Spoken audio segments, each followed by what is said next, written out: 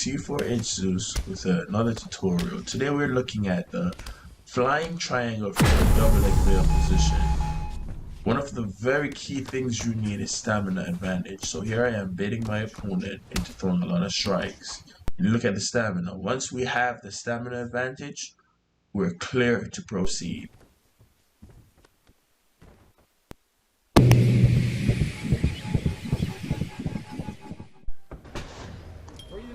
Now here we are in practice mode in the over-under position. We achieve this by shooting for a double leg takedown and holding RT to cancel it.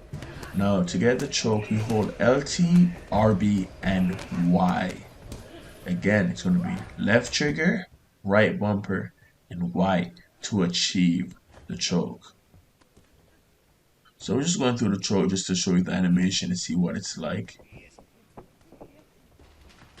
And remember guys, the sequence is you shoot for a double leg takedown, you hold RT to cancel it, it will put you into the over-under position, then you hold LT, RB, and Y.